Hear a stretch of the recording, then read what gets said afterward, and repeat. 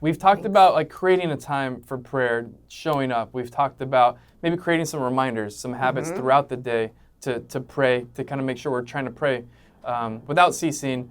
Let's talk about creating a space for prayer. Yeah.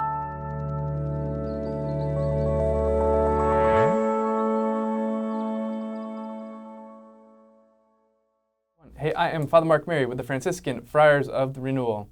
I'm Danielle Bean. I'm a wife and a mom and author of Whisper, Finding God in the Everyday. Do you have this? Do you have I know you have a prayer space.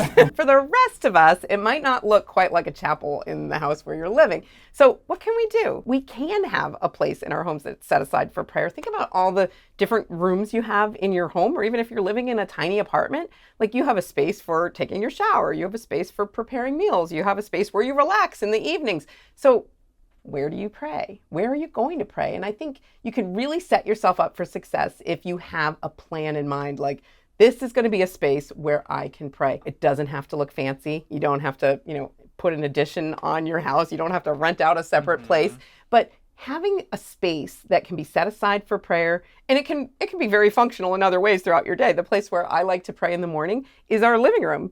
And I just have some holy images that I can set up there. I have all my stuff that's like right there at the ready inside of a drawer. So it's pretty easy to put together. And I think sometimes people don't think about that, like that they think it needs to be like a more elaborate thing than it is. But recognize that we're sensory creatures. So, setting yourself up for success with regard to the kind of space you're going to be in, how you're going to sit, like give a little bit of thought to that ahead of time. So can we let's get into some more of the practicals of like how do we go about it?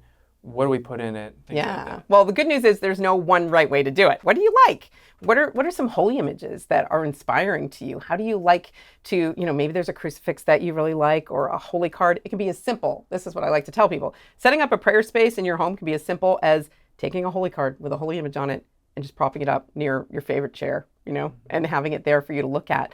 You might want to get a little more elaborate. One thing that I do is I have a drawer where everything is that I might want to need, might need in the morning when I want to pray. So having it at the ready is really kind of important. A lot of times people will say, like, if you want to make exercise, doing it first thing in the morning, if you want to make that actually happen, then like lay your clothes out, have your sneakers ready to go the night before. Well, you can do a little bit of pre-planning for your prayer time in the morning. That's going to make it much easier. All those sources of friction, like I can't find my prayer book, I can't find my reading glasses, I don't have my rosary beads or whatever it is you like to use. Just having it all in one place, I think, is so helpful. So I have one little drawer in the living room where I'll keep all of that stuff, and I have my reading glasses are there. Whatever prayer book that I'm liking to use at the moment will be in there.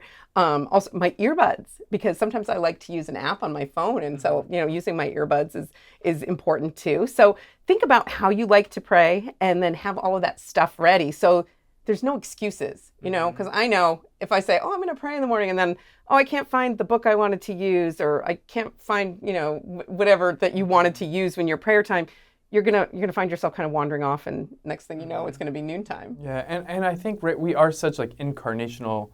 We're human beings, right? And the church in our sort of spirituality is deeply incarnational. We talk about the smells and the bells, right? Yeah. And this is engaging the senses, but this is also, it's very formative for our humanity. And we talked about this idea of like our homes being a domestic church, right? And being houses of prayer. And it makes sense that we apply the same logic that we use in our churches, in our liturgies, to our homes as well.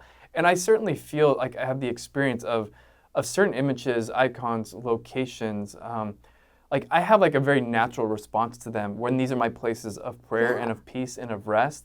And the more we kind of can engage our humanity in these, we can actually really serve ourselves well and create these like little oases, these little places of deep rest, even in the midst of like a crazy and wild home. Yeah. I'm thinking of icons. I'm thinking of like little like faux liturgies of like lighting a candle, something like that can go a long way of helping us enter into that. Yeah, I like that you mentioned the candle, because that's a really important one, because it's so easy, right? It's not expensive. You can get a candle. You can get a candle in a scent that you particularly like or that's inspiring to you in some way. And then, I mean, how many times have you ever smelled something and then you have a flashback to a memory, or like we're really triggered in that way? You can be. So use that for your good, And once you do that, like when you go to that space, you're going to physically respond to that, right? You're going to be in the chair. This is my prayer time. I have the candle lit. I'm smelling that smell. Think about the lighting maybe that you would have in that space, or what holy images you want to use. And then once you go there, we're creatures of habit. We're built for this, right? Yeah. So we're going to kind of fall into that. So it becomes very much a part of your regular routine, and something that you'll actually find yourself looking forward to, rather than just trying to pray on the fly while you're going from here to there or doing this or that in any random space. Being a little bit more intentional about it is really helpful. Yeah, and one thing that maybe it's a little bit more creative, is that we do understand like that for many folks, like a smartphone can be a distraction, but for also many, it is a tool and it is a place of prayer. And you shared with me how you kind of set up it's called a home screen? Yes. Your home screen, whatever it is called, to set yourself up for success. And again, like this reminder of even your values. Can you share a little bit? Yeah, so this is something like, do you have a prayer space on your phone? Have you even thought about this? Or what kind of experience is it when you pick up your phone and look at your home screen? This is something that can be very liberating to realize that you can control that. So the way I have mine set up is it's like a pretty clear screen on the home screen, except for this folder that's marked prayer. And I have all my different prayer apps that I like to use in there. I'm sure you have some that you enjoy as well. And so that then when I go to pick up my phone, and how many times a day do you mindlessly pick up your phone and look at the screen? I know. I realized this when I did it, because I realized, if I wanted to go to social media, like, I need to know what's going on Instagram, I have to swipe over now and find that folder. It's not right there immediately on my home screen. A tiny thing like that can make a huge difference in what you're doing, what you're spending your time doing throughout your days. Like, you're interrupting that habit of checking your phone, and like there's that little prompt like, hey, maybe you're waiting in line here for a few minutes and you're looking to fill that space with some noise. Maybe fill it with some quiet instead.